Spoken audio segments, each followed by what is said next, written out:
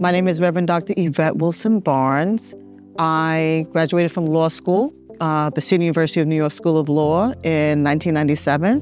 And my area of concentration was housing and community economic development. So that has been a part of my world for almost 30 years. After that, I ended up developing affordable housing in West New York, New Jersey, in Jersey City. I also worked in real estate, doing residential at Corcoran and then commercial real estate at Cushman & Wakefield. And so I've kind of been in that world for a number of years, then worked at a nonprofit organization overseeing their first-time homebuyer program, their commercial revitalization program, their tenant eviction program, their predatory lending program, and just dealing with all sorts of housing issues, and then running a shelter. After that, I was an educator, I was a dean of students, and even working with students, I was dealing with housing insecurity, all sorts of poverty challenges that some of the students had, which impacted their attention in school. And so after doing that for 13 years, as a dean of students at Union Theological Seminary, and then back at CUNY School of Law, which I shared was my alma mater, I decided to return to real estate. And so I am an associate broker, I am a realtor with eXp Realty, and I am also a national mortgage loan officer with Capital Federal Credit Union out of Lubbock, Texas. And so my focus really now is empowering home ownership one mortgage at a time. For me, I think that home ownership is critical. I think it's really, really important. I think that rents are extremely high. I think that the housing affordability issue impacts, birth outcomes and maternal health.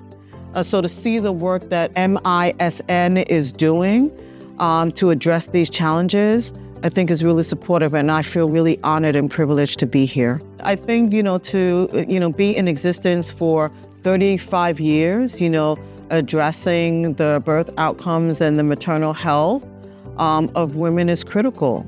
And I think that certainly new to the work of the organization, I wish that I was aware of them sooner because I would be supporting them. I think they are critical, they are needed, not just in, Newburgh, not just in Orange County, but in New York City and across the nation and even globally. I think as a result of this effort, like this conference, people are more aware of the incredible work that they have been doing in the community.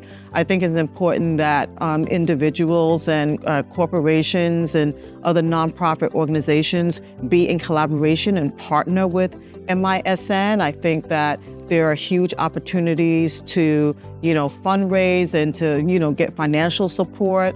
I also think that, given the conversation in the panel that I was on about housing, I think there's huge opportunities for MISN, to think about getting into the affordable housing arena. And by that, I mean that I think there's an opportunity for them to become developers, to develop supportive housing, for mothers, for women who are housing insecure, for women who are coming out of the shelters and who are pregnant and who have other struggles, and to be able to have this stabilized housing situation that also is coupled with a social worker, and to be able to address some of the other challenges that they might be having is going to be critical. It's critical for the mothers, and it's critical for the health and the development of the babies and the children. I am an educator. I think, throughout my 30 years of being involved in housing and community economic development and real estate, I also have my doctorate in higher education management. And so, education is important to me. And as I've pivoted, from being a dean of students to now back in real estate and mortgages, education is going to be critical, Financial literacy is critical. Having individuals and families learn how to not only manage money, but to understand what money is and how to move it and how to leverage it so that they can have a better life and a better, housing, future.